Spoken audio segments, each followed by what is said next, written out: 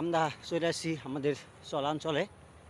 এই যে দেখেন গাছে গাছে গাছে পাতা আছে, আর এই পাতাগুলা এমনি মানে নড়ে না। আর এই দেখেন এই যে আমরা পড়ছি, এই যে দেখেন গাছের পাতাগুলা, এই যে ওরা গাছের পাতাগুলা নড়াইতেছে। আর এই গাছের পাতাগুলা আবার নড়ে, যে সময় বাতাসে এই সময় গাছের পাতা নড়ে। না না, এটা তেজপাতা, মানে ধইনা তেজপাতা।